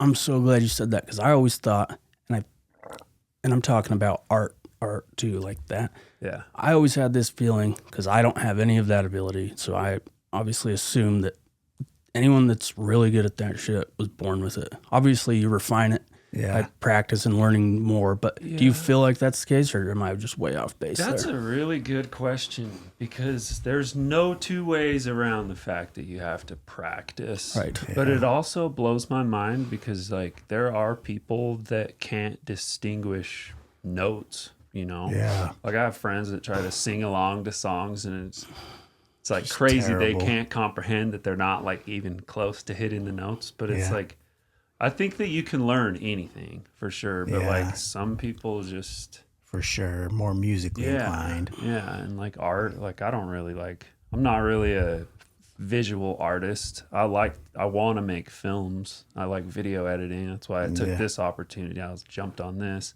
Yeah. But yeah, I mean, I don't know. But then again, there's definitely people that are just born with it. Like people that are actually really good at music, like piano players that are like straight savants. Like there's something there for sure that I don't have, Yeah. But I don't know. Yeah, that's dope, bro. So can you draw as well?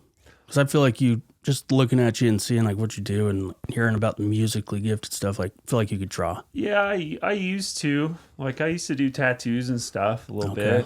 Yeah, I learned how to tattoo back in the day, and I kind of developed a little bit of a drawing style, but I'm a musician. Okay. That's been my calling for sure. Bro, that's sick. Yeah. Yeah, it's good you got that. Yeah.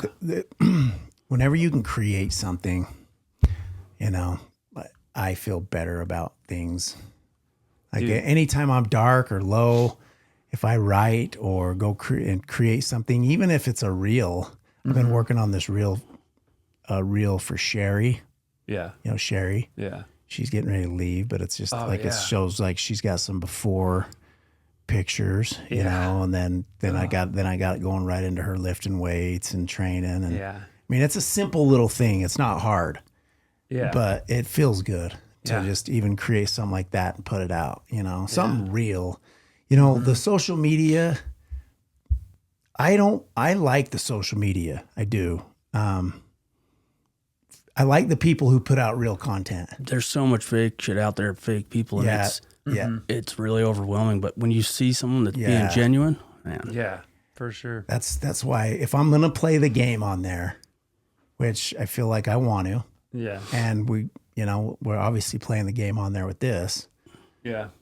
I want it to be it's gonna be real. Yeah. Whatever Well, I post. it's weird how I mean, dude, you spend time creating something, you put your heart and soul into something, you want to share it. It's as stupid as social media seems to me sometimes.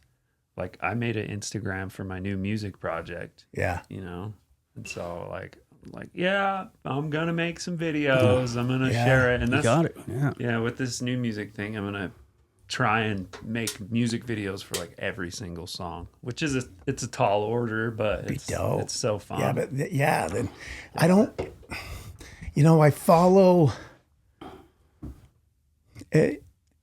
This could be wrong, and I want to be careful how I say this. But if I see somebody with 25,000 followers, and let's say, and then I watch their content, and you can tell that their competency in what they're doing isn't high enough to have 25,000 followers. So you can tell that they bought followers. Yeah. Like that's hard to watch. Yeah, I have no interest in that. That's hard. Sure. I can't. I unfollow. I can't do the people. Can you imagine being the person that bought a bunch of followers and then is playing that game as if they're real followers? Yeah.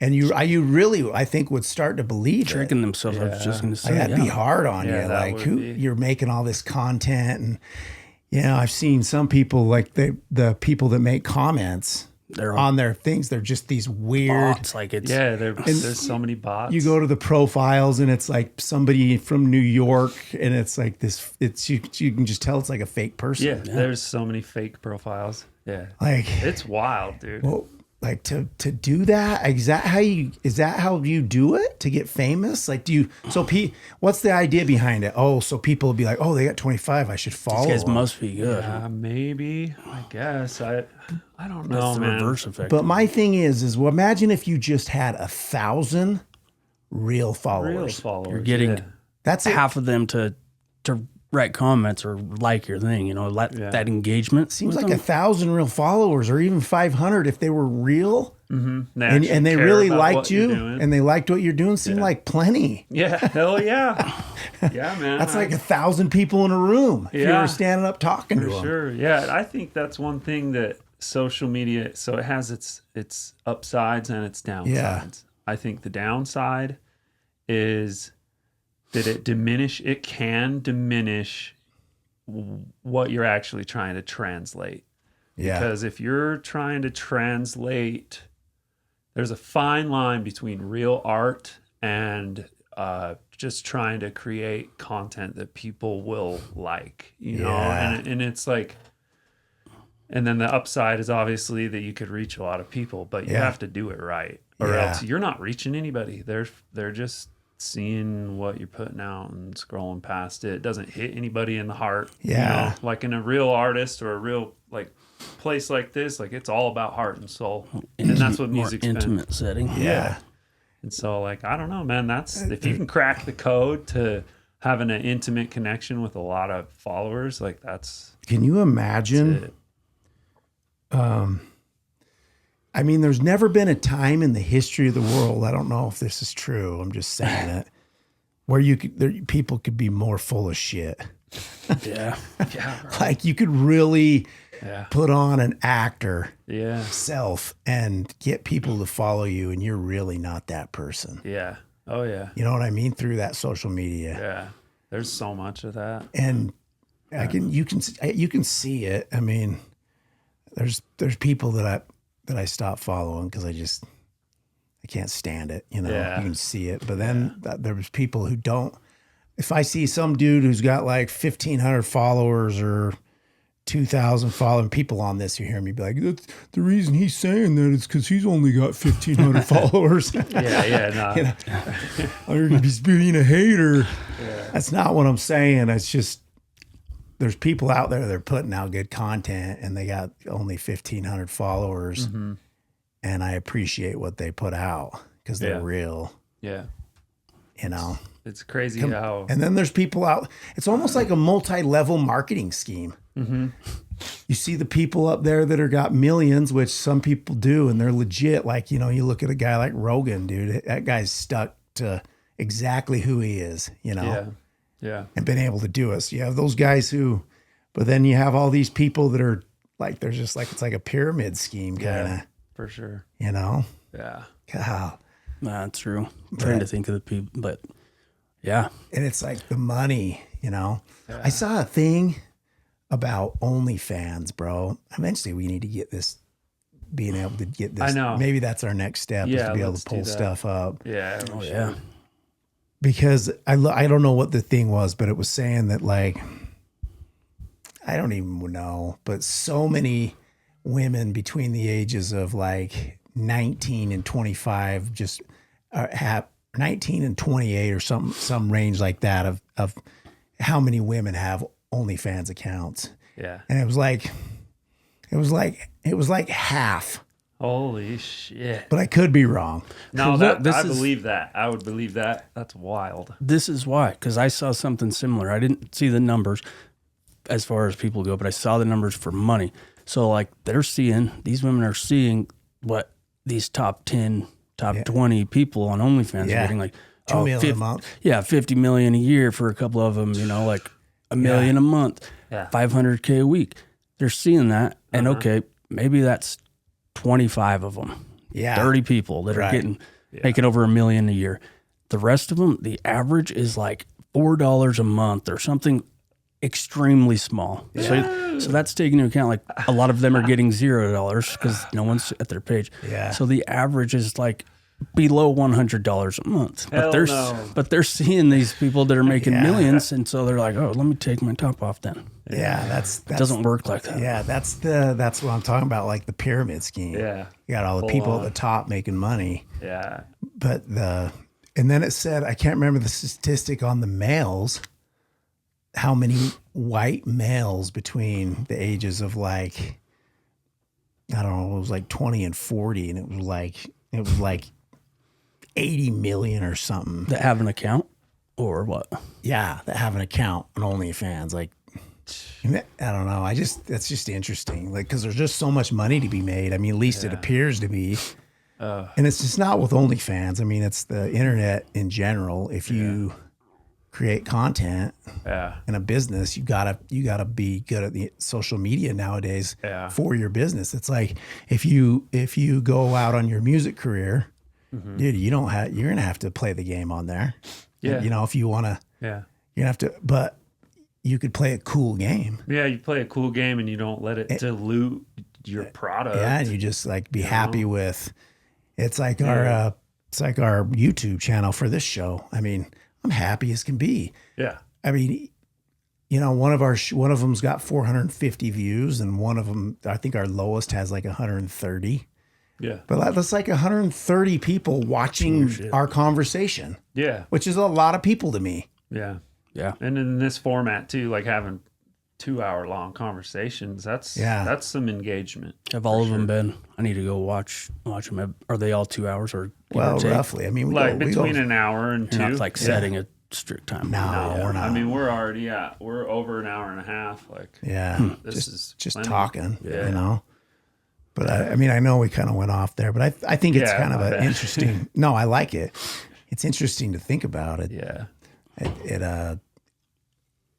I don't know. I like the social media, but I want to play it right. Yeah, play it right and be genuine. That's like Yeah. one thing I've specifically loved about you, even on your personal Instagram, bro.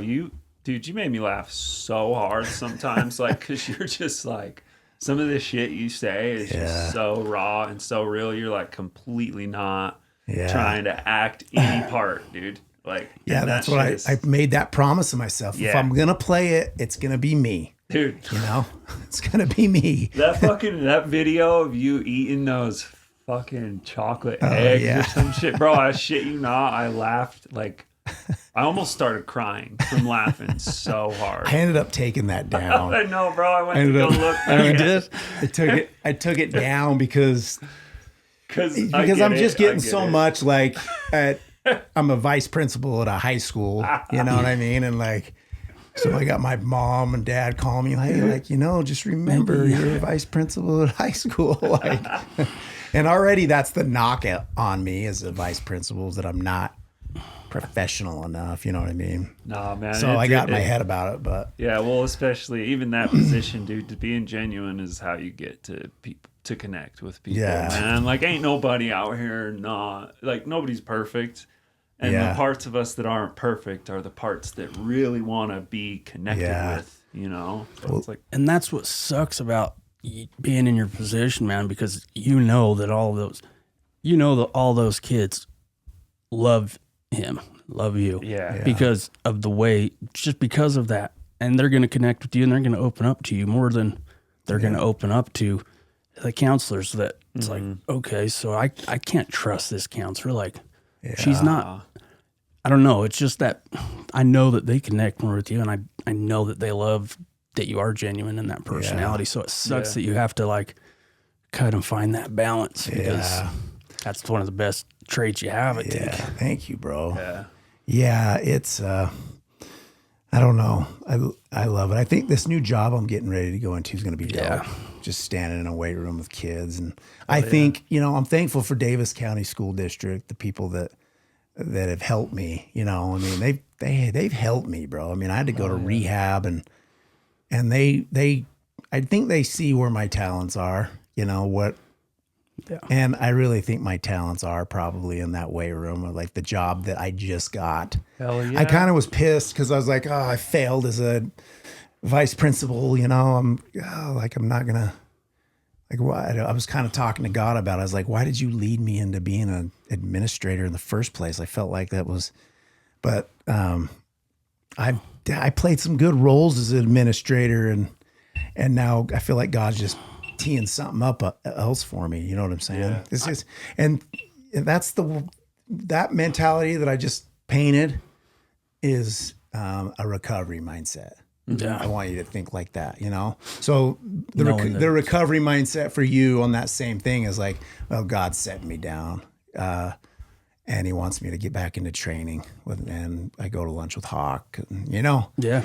So that would be the recovery mindset as opposed to you being like, I'm going to screw up, or, you know, the fear-based mindset. Like, this is what always happens. I get laid off, poor me, you know? And I'm not saying you were doing that. No, I get it. But the recovery mindset is the one that you're doing. It would be that one. Yeah, taking a different approach. Yeah, bro. Like, I'm healthy. I'll spend some time with my mom, and then they'll put me back to work. You know, I'm gonna start training. You know. Yeah, a lot of guys are killed for a couple of weeks off. Yeah, you know? Yeah, just kick it. Like, I know that it's coming back, so there's not really that stress. In the past, I would have made it more than it needed to be. Dude, I love when you know you got work coming. Yeah. But then you don't got work at the moment and you're off and you're like, oh, dude. And then you're tripping. You're like, wait, no. I don't got to wake up. This is like what I'm going to be wishing I was back here. Yeah, exactly. Yeah. So that's cool, man. Yeah, it'll be good. With you, it's like I can't even think like of any role or any job on the planet that would be, just from what you told me about it, would be better than what you're getting. So it's like, God, maybe that's why it just came full circle. Like, that's like the dream job for you, I would think. No, it is. And it's at a dope high school. Like, so the Clearfield, you know, it's a Title I school. So you get, it's a little more low income in the area, you know, and really good kids coming into there. They've been down in sports, so I'll be able to help that. And the coaches there are dope. I wonder if I know any of them. Yeah. Freddie Fernandez is there. Oh, yeah, I know him. He's helping. He's a great coach. Yeah. So it's a great opportunity. Like, it got teed right up for me. That's why I didn't even have to pray about it. You know, because I just knew, you know, this. So this is an interesting story. So I go to this had a meeting an administrator meeting that I had to go to on a day, and it was on my calendar. And so I went to the Freeport Center. It's where Davis School District has their big meetings and stuff. So I roll into this meeting thinking it was this meeting, and there's other administrators in there from other schools and stuff. So I sit down and just chilling kind of by myself. And there's, you know, I don't know, 15 other people. And I'm thinking that this is the training. And then I soon realize I'm like, oh, this doesn't seem like this is the right training. These guys are this is different group. So I asked this dude, I'm like, hey, bro, is this the SRO training? And he's like, no. And I'm like, oh. So I'm like, later. So I get up and so the training I was supposed to be was at the Davis district office. And anyway, so I'm walking out and this dude follows me out, the principal from Clearfield. Who's no shit. Yeah, he follows me out and he's like, hey. I was like, hey man, I'm on the wrong meeting. He's like, well, I need to talk to you. And so then he talks to me about this job. Wait, did he know you before this, obviously? Yeah. Okay. He was planning on talking to me at some point, you know, about it. But it was funny because I was like, at the end of it, I was like, man, he lays the whole job out. He's like, we really want to know if you're interested. We think you're, you know. And I was like, yeah, God, that's funny. And he's like, maybe this was the right meeting. Yeah. Maybe this is the meeting you were supposed to be in. That's sick. But it was just funny, you know. That. But that's the recovery mindset. That's the way, like, God, I don't know. It's fun when you start seeing things through that lens. Dude, I look at like everything in my life like that, bro. I have this I don't know, you call it a theory or like this like principle that I follow called the golden thread. Yeah. Oh, you even named it. All right. Yeah, dude. The golden thread, bro. And it is like, I mean, to sum it up, it's basically just like knowing with your intuition where you're supposed to be. And you just like whittle your way through all of these circumstances and you follow your intuition. It's like a gut thing. And like, it's like not opposing anything that happens to you and instead just fully digging into like why it happened. Getting and present. what you're supposed to learn from everything, even super shitty shit and to like really good shit. And it's like, dude, you stay on that path and like blessings, bro, blessings happen. And it's a trip, dude. I love it too. Cause it's like fun, you know. Well, there's like nothing can bother you if you're living like that. There's Did you hear that? That's the recovery mindset. That's the path. Yeah, there's a nuance to every single situation that's offering you like opportunity to grow. Yeah. And to help people and like grow as a person.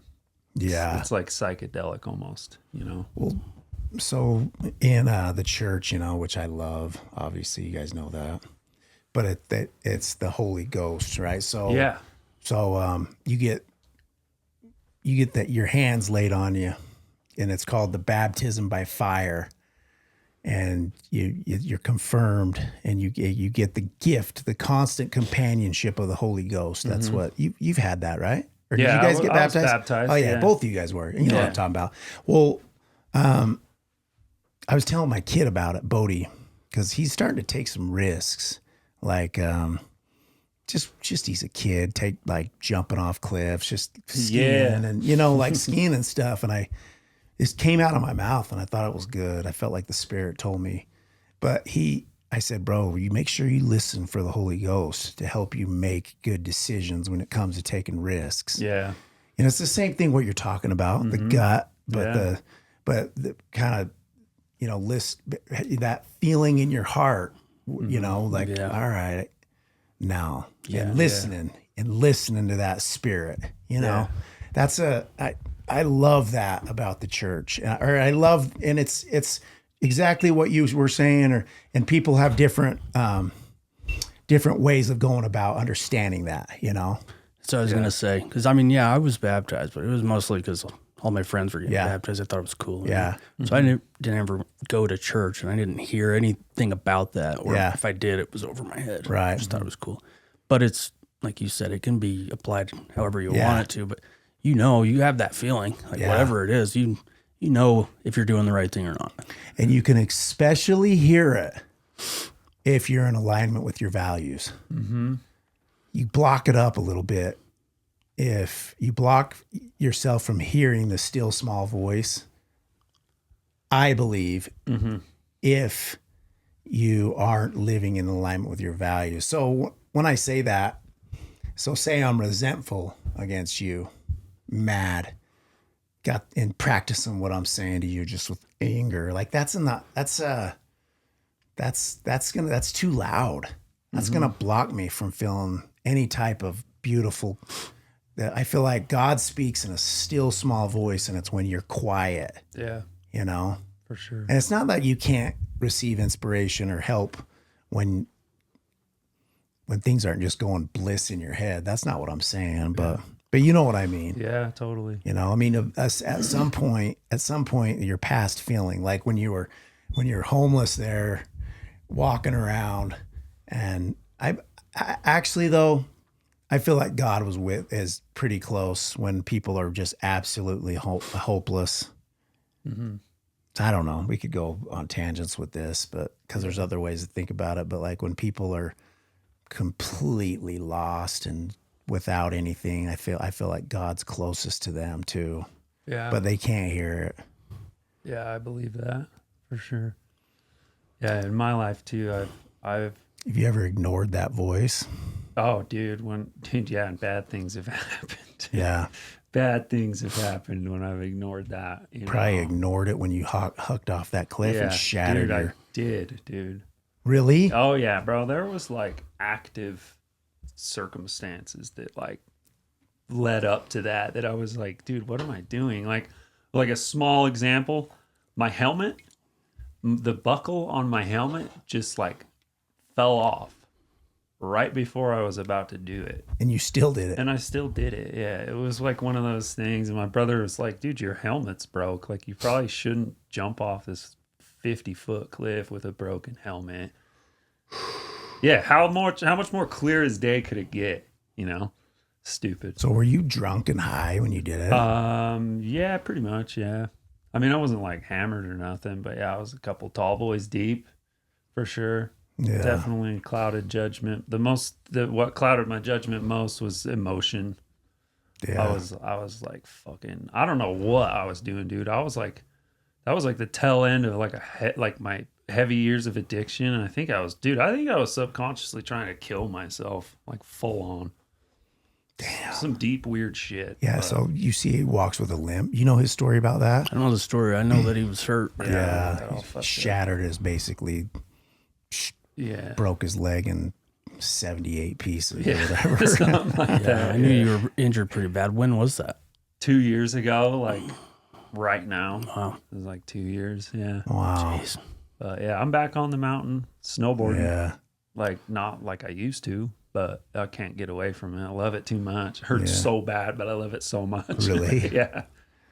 I don't know if this is kind of what you were saying or if you can relate to this at all, but I've kind of felt like that too. You said something about like dying or whatever. It's like when I first got divorced back then, that's when I just started really hitting the bottle heavy, you know. Mm-hmm. But it was like never thought about killing myself. Like Yeah. I would never be able to do that.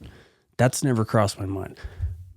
But a lot of times, like during these instances where I'm going off and I'm on a big run, you know, and drinking and heavy and running and gunning, it's like I have this thought frequently when I'm in that state of mind that like I wouldn't kill myself, but like I don't care if I die. Like Yeah. if something happens, like Oh yeah. Hawk's been there too. that's a I've bad heard you place. say I the was- exact same thing. I was there a lot this last summer with that kratom. Yeah. Yeah. That's That's a dark place to Yeah. be. Yeah, it is. I remember you telling me that. Yeah, it's Back when we first started hanging out, you talked about how you felt like you were suicidal. like I said, man, I never have thought about killing myself ever. But the first time I felt that way, like I don't care if something happens. I guess I was coming back. Had sold my house after the divorce and had a big chunk of money that I just blew through on like vacations and alcohol and stupid shit. But I was coming back from Ireland and flying back, and I'm like, it was crazy, dude, because I'm in a plane of all places and alone. And that's when I first had that thought, like, I'm feeling sick. Like, I know I'm going to be like, have the shakes by the time this flight's over with. And I'm like, well, shit, I wouldn't care if the fucking plane went down. Like, Damn. Yeah. that's the first time I remember feeling it. And obviously since I remember when you went on that trip to Ireland. You went by yourself, didn't you? yeah. Oh, I was coming here already before. Yeah. Well, I couldn't remember the timeline there. Okay. Yeah, I remember you. I just went by myself. Yeah. I mean, how else do you explain some of the shit we've probably all done, like being hammered behind the wheel or hammered on acid, going 100 miles per hour on your hardtail chopper through traffic? Like, what is that? What's making you do that? Like, I don't care. Yeah. Just full on, like, and we've all done that type of shit. Happens. You see it, you guys, this is the way I see it. Like the devil, so when you start cleaning up like you right now, I mean, I've told you this before, the devil wakes up. So you start waking up, and then the devil wakes up in your life and says, hey, I don't want to let this dude go. Yeah. I don't want to let this dude go, and where before, when you go back out, he's like, oh, yeah. No, Got him. I can pawn him off on my other dudes here. got Like, him. I'll go work somewhere else, It's that's an interesting look behind the scenes of life about, and how can you not deny that? Dude, you can't. It's interesting how there's some type of force that does that. Anybody who starts waking up to the truth about their behavior and starts to get rid of the actor, and they really start waking up and seeing like the sunlight of the spirit and that whole life. Yeah. It seems like the devil wakes up too. Yeah, dude. I believe that. I believe in full on demon possession, man. Yeah. And, like, it goes into like deep nuance with like alcohol, even especially, spirits. You hear people say that, but that's like that term was coined a long time ago. You know, and I think that we've all got a little bit of possession in us. And that's the thing too, is like you got the lower mark demons that are hanging out in people when they're deep in shitholes. Yeah. But then when you start to try and clean yourself up, dude, they bring out the big guns and they try to bring you back down, because this is the devil's playground here, dude. You guys ever read the Screw Tape Letters? It's a hard book to read. Unbelievable though. So it's C.S. Lewis. Yeah. So C.S. Lewis was like one of the great Christian writers, and he was an atheist before, but he found Christ and he wrote this book, and it's Screw Tape is writing a letter teaching one of his demons how to tempt a human. So it's a letter, every letter, right? And sick. It's my favorite style of writing. I mean, it's like kind of like me with this new book I'm doing called the Man in the Back letters. The man in the back in this book that I'm writing is a dude who died of a fentanyl overdose, passed back through the veil in death, and Christ was there. Christ picked him up, put him over his shoulder, carried him into his rehab, and there he worked the 12 steps and got cleaned his life up, repentance, and then he became a man in the back disciple of Christ, and then now from God's rehab, he's writing these letters. So that's what. Damn, dude, that's sick. Yeah, sick. That's sick. But I kind of got all like in one of my books, that Coached by the Devil. It's letters. It's letters from the devil tempting a student, similar. So like it's some of the art that I pulled from C.S. Lewis. Yeah, but that's cool. But I don't know. Like I really do. That C.S. Lewis book changed my perspective on, Because, dude, it's so deep. I'll have to read that. Yeah, it's so Screw deep. tape letters. It's called the Screw Tape Letters. It's amazing. It's hard. It's not. It's you got to sit there and think, damn, like what's. It's not a page turner. Like you gotta think. Yeah. You know, I mean, but you could read it, and you won't get it all. I mean, I've read it probably 5 times, and it's one of those books where you're like, you're not going to get it all the first. Pull go. something out of it every time you go through it again. You're not going to get, but you guys should check that out. Yeah, that sounds sick. And then another one first one that I read of his, another one was just called Mere Christianity. Oh yeah, I read that one. I was in this time. Did you? Yeah. Did you like that? Yeah, my uncle. So my uncle recommended it to me. My uncle's an alcoholic. Yeah. And was a real bad dude, but he said that book changed his life. Yeah. I read it. Yeah. Yeah. For the most part, I enjoyed it. There were some parts that were like really like he's intense with it. Yeah, he's deep. But What's cool about him is he was an atheist. yeah, that's wild. He talks about that right at the beginning. Of, Yeah.